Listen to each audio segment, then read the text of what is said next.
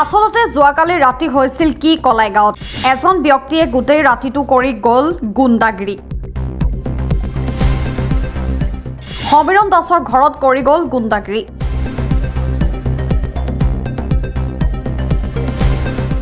2 নং কলাইগাঁৱৰ বিনয় মালকৰ নামৰ এজন ব্যক্তিয়ে সমীৰণ দাস নামৰ এজন ব্যক্তিৰ ঘৰলৈ আহি প্ৰাণে মৰাৰ চেষ্টা কৰে ঘটনাস্থলীৰ পৰা সমীৰণ দাস নামৰ ব্যক্তিজনে কোনোমতে প্ৰাণ বচাই ঘটনাস্থলীৰ পৰা পলায়ন কৰে পলায়ন কৰাৰ পাছত বিনয় মালকৰ নামৰ ব্যক্তিগৰাকীয়ে সমীৰণ দাসৰ ঘৰত সোমাই টিভি হোম থিয়েটাৰ আদি ভঙা চিঙা কৰি পলায়ন কৰে বিনয় মালকৰ গাঁৱৰ মানুহৰ অভিযোগ যে বিনয় মালকৰ গুণ্ডাগিৰিৰ কাৰণে ল'ৰা-ছোৱালী বিদ্যালয়লৈ যাব নোৱাৰে ল'ৰা-ছোৱালী শিলগুটি দলিয়া বিভিন্ন উদ্ভণ্ডালি আৰু কোচিংখন সৃষ্টি কৰে মানে বাচ্চা এটা স্কুলে যাব নোৱাৰে ইহঁতে মানে ৰাতিপুৱাটো বহুত মানে বদমাছি কৰি থাকে আৰু সমীৰণ দাসৰ ঘৰৰ পৰিয়ালে কলাইগাঁও আৰক্ষী চকীত ঘটনা সন্দৰ্ভত আৰক্ষীক এজাহাৰ দাখিল কৰিছে মানে মই ৰাতকালি তাতে থাকবা যাওঁতো চলিটোৱে ল'ৰাটোৱে ঘৰত থাকে থাকতে আমি তাতে ঘুমাওয়ার পিছত 12টা বাজে না 12টা মান বাজতে সি ফোন মারি আছে ও মা আমার দাদি কুবাই আছে বেড়া চেরা ভাঙি আছে ওলাবা নৰু মই ওলালি মোক কাটবো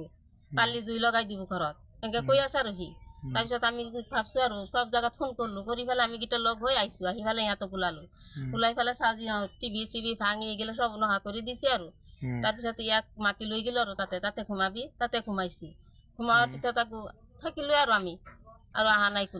কোনে কি মানে কি আপোনালোকৰ অসুবিধা কিনে কৈছিল কোনে কৈছিল মানুহজনক চিনি পায় নেকি আপোনালোকে চিনি পাও কালি জেলৰ পাইছি বিনয় মালাকাৰ কালি আনছি জেলৰ পে অজিত মালাকাৰে যায় আপোনালোকে আৰক্ষীক জনাইছে নে এই বিষয়ে জনাইছো সন্ধ্যাত আহিব ছাৰ আহিব সন্ধ্যাত আহিব এই জায়গাখিনি কি হয় জায়গাখিনি নামটো কৈ দিয়ক আমাৰ এইখিনি 2 নম্বৰ কলেগাঁও 2 নম্বৰ মানে বাচ্চা এটা স্কুলে যাব নোৱাৰে ইহঁতে মানে ৰাতিপুৱাটো বহুত মানে বদমাছি কৰি থাকে আৰু কাপোৰ কানি খুলি কেনে খোজকাঢ়ি থাকে আমি ওলাব নোৱাৰো এটাকে আমি দেখিম আমি তিনি মানুহ হৈ কেনে আৰু বাচ্চাকেইটা স্কুলত যাব নোৱাৰে সি দলি মাৰি পেলাই দিয়ে এনেকুৱা মানে আৰু দালৈ ঘূৰি থাকে কটাৰীলৈ ঘূৰি থাকে মানুহজন কিবা মানসিকভাৱে বিকলগ্ৰস্ত নাই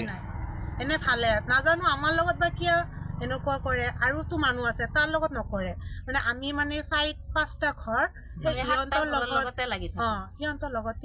থাকে মানে সেই মানুহজনৰ ঘৰ ক'ত ইয়াতে ওচৰতে আপোনালোকে এই বিষয়ে আৰক্ষীক জনাইছে আপোনালোকে যিহেতু আপোনালোকৰ অসুবিধা হয় আপোনালোকে এই বিষয়ে আৰক্ষীক জনাইছে নে নাই জনাইছে মালিকে কৈছে হয়